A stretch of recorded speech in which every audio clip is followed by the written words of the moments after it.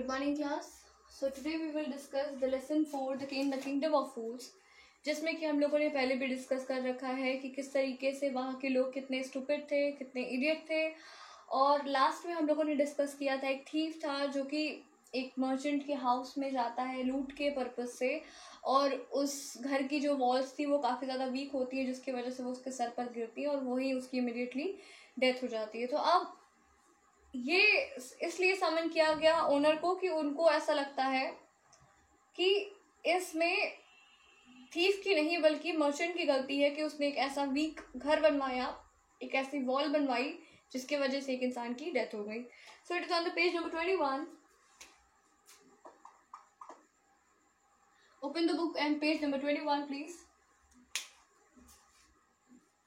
हम लोगों ने काफ़ी सारी चीज़ें डिस्कस की हुई थी कि वहाँ पे मिनिस्टर्स हैं, किंग मिनिस्टर्स हैं, वो काफ़ी ज़्यादा स्टूपिड है। अब यहाँ पे हम एक थीफ के बारे में भी डिस्कस कर रहे हैं। हमने गुरु के बारे में डिस्कस किया, हमने कह सकते हैं डिसिपल्स के बारे में डिस्कस किया। गुरु तो वहाँ से हट गए थे, वहाँ से चले गए थे, पर डिसिपल्स अभी भी वहाँ पर थे और वो वहाँ पर अभी भी फूड मटेरियल्स खाते थे और उनकी तरह मोटे हो रहे थे। सो यहाँ पे डिसिपल्स हो जाएंगे इसी कैरेक्टर्स में। उसके बाद आ जाएगा आपका गुरु, उसके बाद यहाँ पर आ जाएगा मर्चेंट, फिर यहाँ पे आपके आ जाएंगे थीफ। ओके, तो ये आपके कैरेक्टर्स हैं। तो हमने किंग, मिनिस्टर, डिसिपल, गुरु, मर्चेंट, थीफ, अभी तक हमने इतने कैरेक्टर्स पढ़े हैं। अब ये जो और आगे कैरेक्टर्स आएंगे उसको हम लोग राइट डाउन करते जाएंगे, क्योंकि अभी आगे बहुत सारे कैरेक्टर्स आएंगे। बहुत सारे का मतलब कंफ्यूजिंग नहीं है चैप्टर, पर हाँ डिफरेंट है। आगे पेज नंबर 21। स्टार्टिंग जो है हमारी वो मिनिस्टर से मर्चेंट से स्टार्ट होती है और पेज नंबर 21 में बताता है कि किस तरीके से वो लोग नरेट करते हैं, समन करते हैं जो मर्चेंट को किंगडम में, या कह सकते हैं राज दरबार में जब उसे बुलाया जाता है तो उससे किस तरीके की बात होती है। आगे When the merchant arrived, the king questioned him, "What's your name?" तो जब मर्चेंट उस महल में पहुंचता है तो राजा उससे पूछते हैं कि तुम्हारा नाम क्या है, और वो बताता है ऐसा ऐसा महाराज। Where were you at home when the dead man burst your house? तो उसने कहा कि क्या तुम उस टाइम घर पे थे जब वो बूढ़ा आदमी या मरा आदमी तुम्हारे घर पर आया था? उसने कहा yes my lord, he broke in and the wall was weak, it fell on him. उन्होंने कहा हाँ महाराज, वो हमारे घर आया था और दीवार काफी कमजोर थी, इस वजह से उन पर गिर गई। The accused plead guilty. Your wall killed this man's brother. You had murdered a man. We have to punish you. तो सिंपली उन्होंने कहा कि अब तुम गिल्टी हो। गिल्टी का मतलब तुम गुनहगार हो और तुम्हारी जो वॉल है उसने इसके भाई का कत्ल किया है। And you have murdered a man. तुमने एक व्यक्ति को मारा है। We have to punish you. और हमें तुम्हें पनिश करना ही होगा। हमें तुम्हें क्या करना होगा? हमें तुम्हें पनिशमेंट देनी होगी। Who is that? My lord, this wall was built in my father's time. Sorry. So basically उन्होंने कहा कि हमें पनिशमेंट देनी होगी। तो एक लाइन छूट जाती है। Lord, said the helpless merchant, I didn't put up the wall. It's really the fault of the man who built the wall. He didn't build it right. You should punish him.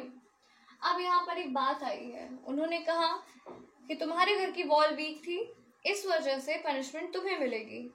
तो यहाँ पे merchant तक तो बात आ गई कि thief merchant की वजह से कह सकते हैं कि अब यहाँ पे ये स्टूपिडिटी, मैं रूल हटा देती हूँ क्योंकि वो जो स्टूपिड रूल्स थे उसको मैं समझा रही थी पहले। हाँ, तो यहाँ पे ये कहा जा रहा है कि इनका ये कहना था कि तुम्हारी वॉल्स की वजह से, तुम्हारी वीक वॉल की वजह से उस पुअर पर्सन की डेथ हुई है, उस पुअर पर्सन को वहाँ पे किल हुआ है, इनका भाई वहाँ पर मर गया था, इस वजह से हमें कंपनसेट करना होगा और बेसिकली हमें पनिश करना होगा तुम्हें।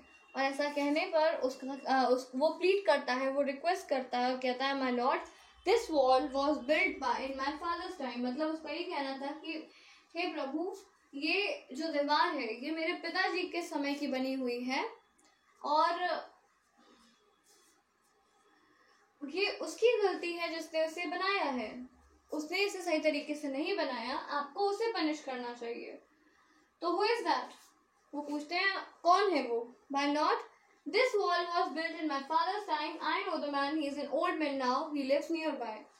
तो उसने कहा कि वो एक बहुत बूढ़ा व्यक्ति है, वो हमारे आस ही पास रहता है, वो हमारे फादर के टाइम पे बनाया था, वो काफी बूढ़ा हो चुका है। तो यहाँ पे अब नेक्स्ट कैरेक्टर आएगा ओल्ड मैन, जिसने वो वॉल्स बनाई थी। ठीक है, अब यहाँ पे ओल्ड मैन आ गया, थीफ हो चुका, किंग, मिनिस्टर, डिसिपल, गुरु, मर्चेंट, ये सब हो चुके हैं। अब यहाँ पे ओल्ड मैन आएगा।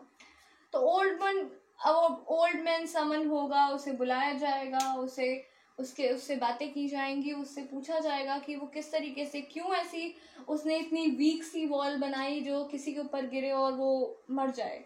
तो मतलब अगर मैंने आपको एक चॉकलेट दी और वो चॉकलेट मुझे नहीं पता था कि वो एक्सपायर्ड है, वॉटएवर जो भी उसके अंदर है, पर अगर आपने उसे खा लिया, बीमार पड़ गए या जो भी ऐसा कुछ अगर आपके साथ हो गया, तो मुझे गिल्टी करार किया जाएगा और मुझे पनिश करा जाएगा और मुझे मार दिया जाएगा। इनके हिसाब से ऐसा रूल्स एंड लॉ था, जो कि ऐसा ये कहना चाहते थे। That is really really stupid. We all know that, क्योंकि ये कोई समझदारी की चीज़ नहीं है कि आप इस तरीके के रूल्स कंप्लीट करते हो और सबके सामने ये शो करते हो कि you are giving the justice to the people. पर ये किसी तरीके का जस्टिस नहीं है कि एक इंसान की गलती दूसरे इंसान पर मरना। और ये कहाँ का न्याय है कि वो चोर जबकि दूसरे के घर में चोरी करने जा रहा है और आप ये कह रहे हो कि मर्चेंट की गलती है कि उसने उसे किल किया, उसके बॉल ने उसे किल किया, इस वजह से उसे पनिशमेंट मिलनी चाहिए। So you can understand the stupidity of their mind and thought. So it is on the page number 21, जो अब हम लोग डिस्कस करेंगे।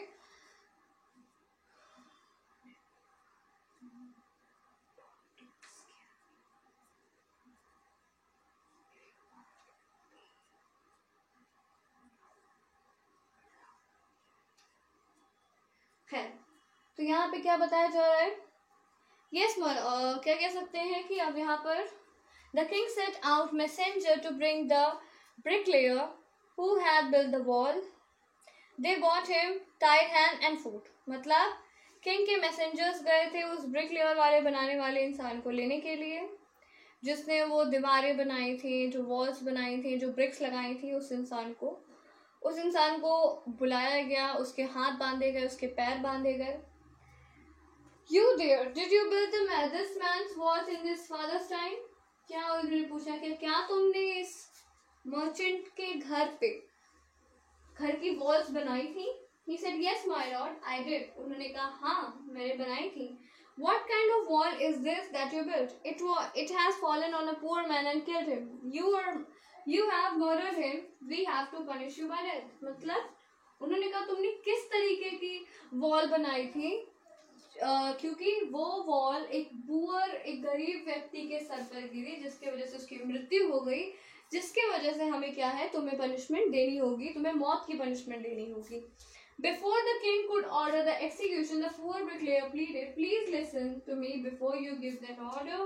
It's true I built this wall and it was no good, but that was because my mind was not on it. I remember very well a dancing girl who was going up and down that street all day with her ankles jingling, and I couldn't keep my eyes on my mind on the wall I was building. You must get the dancing girl. I know where she lives. मतलब अब यहाँ पर लोग एक दूसरे के ऊपर क्या कर रहे हैं, कमिट कर रहे हैं कि that was not my fault, that was the fault of that girl and that old man and that merchant. अब यहाँ पे क्या है, धीरे धीरे चेंज हो रहा है ट्रैक और यहाँ पे बताया जा रहा है कि डांसिंग गर्ल। अब ओल्ड मैन का से स्टेटमेंट खत्म हो गया, तो यहाँ पे डांसिंग गर्ल का आ गया। ठीक है, डांसिंग गर्ल। अब यहाँ पे डांसिंग गर्ल का क्या है, यहाँ ओल्ड मैन का ये कहना है कि वो कॉन्सेंट्रेट नहीं कर पा रहा था, क्योंकि वो जो डांसिंग गर्ल थी पूरे समय रास्ते पर मतलब उस स्ट्रीट पर बार बार आती जाती और उसकी जो पायल की जिंगलिंग थी वो आवाज़ करती, जिसकी वजह से वो अपने काम पर कंसंट्रेट नहीं कर पा रहा था और वो परेशान हो गया था। फिर से पढ़ते हैं। Before the king order the execution, जैसे ही राजा कोई ऑर्डर देने वाले थे, द पुअर ब्रिकलेयर प्लीडेड, तो जो पुअर इंसान था, गरीब इंसान था, उसने कहा कि मेरी बात सुनिए, अगर आप कुछ ऑर्डर देना चाहें उससे पहले। ये सच है कि मैंने एक वॉल बनाई जो कि अच्छी नहीं थी, पर ये ऐसा हुआ क्योंकि मेरा माइंड मेरे साथ नहीं था। मुझे अच्छे तरीके से याद है कि एक डांसिंग गर्ल थी जो कि बार बार स्ट्रीट यानी रास्ते पर आ रही थी, जा रही थी, और उसकी जो पायलें थी वो बार बार आवाज़ करती थी, जिसके वजह से मैं अपनी आँखें, अपनी नज़रें उससे हटा नहीं पा रहा था और अपने काम पर पूरा कॉन्सेंट्रेट नहीं कर पा रहा था। आपको उस लड़की को पकड़ना चाहिए और मैं जानता हूँ वो लड़की कहाँ है। तो अब यहाँ से हम लोग डिस्कस करेंगे about the dancing girl. So now you are right, the case deepens. We must look into it. It is not easy to judge such complicated cases. Let's get the dancer wherever she is. मतलब अब यहाँ पर king का कहना था कि सच कह रहे हो, ये केस जो है वो काफ़ी ज़्यादा कॉम्प्लिकेटेड है, काफ़ी ज़्यादा मतलब घुमावदार है, इस पर काफ़ी ज़्यादा रोल्स हैं, काफ़ी ज़्यादा लोग हैं। अब यहाँ पे डांसिंग गर्ल के बारे में उनका ये कहना था कि उस लड़की को पता करो कहाँ रहती है और उसे लेकर आओ। सो The dancing girl, now an old woman, came trembling to the court. मतलब अब ओल्ड वुमेन बन गई थी डांसिंग गर्ल जो थी, वो काफ़ी बूढ़ी हो गई थी, क्योंकि वो बहुत पुराने टाइम की बात थी जब मर्चेंट के फादर वो घर बनवा रहे थे। तो वो बिल्कुल कांपते हुए उस जगह पर आती है। तो किंग का कहना था, did you walk up and down that street many years ago while the poor man was building a wall, did you see him? उन्होंने कहा कि क्या तुम रास्ते पर बार बार आ रही थी, जा रही थी, जिस समय वो वॉल यानी कि वो जगह, वो दीवार बन रही थी? Yes my Lord, I remember it very well. उन्होंने कहा हाँ, मुझे याद है बहुत अच्छे तरीके से कि मैं उस जगह गई थी। So you did walk up and down with your ankles jingling, you were young, you distracted him, so he built a bad wall. It has fallen on a poor burglar and killed him. You killed an innocent man. You have to be punished. अब simple सा इनका कहना था king का, that is funny. इनका ये कहना था कि तुम्हारे एंकलेट्स की जिंगलिंग की वजह से इनका कंसंट्रेशन खराब हुआ, जिस वजह से इन्होंने एक बहुत ही वीक वॉल बनाई जो कि एक कॉन्सेंट्रेटेड पर्सन के लिए अच्छा नहीं था, और ऐसी वॉल बनाई जो कि काफ़ी सालों बाद एक ऐसे पुअर व्यक्ति पर गिरी जो कि जिसकी डेथ हो गई, और जिसकी डेथ तुम्हारी वजह से हुई है, इस वजह से तुम्हें पनिशमेंट मिलेगी और तुम्हारी हत्या की जाएगी। She thought for a minute and said, my lord, wait. I know now why I was walking up and down that street. I'd given some gold to the goldsmith to make some jewelry for me. He was lazy scoundrel. He made so many excuses, said he would give it to now and he would give it to them, and so on day. He made me walk up and down to his house of dozen at a time. That was his bricklayer saw me. It is not my fault, the damn goldsmith fault. अब यहाँ पर dancing girl भी दूसरे के ऊपर आरोप लगा रही है, और उसका ये कहने का मतलब है कि it was not her fault. अब सिंपल सी चीज़ें, इंसान खुद को बचाने के लिए कहीं ना कहीं कुछ ना कुछ तो एफर्ट करेगा। तो यहाँ पर हमने कुछ कैरेक्टर्स के बारे में डिस्कशंस किया है अभी तक, जिसमें कि हमने किंग के बारे में पढ़ा, मिनिस्टर के बारे में पढ़ा, डिसिपल्स के बारे में पढ़ा, गुरुजी के बारे में पढ़ा, मर्चेंट्स के बारे में पढ़ा। अभी गुरुजी और मर्चेंट्स बिल्कुल गायब हो चुके हैं। King, minister, thief, old man, dancing girl और मर्चेंट, ये कुछ कैरेक्टर्स हैं जिनके बारे में हम लोगों ने अभी डिस्कस कर रहे हैं। So now we will discuss the next segment to the next video. Thank you class.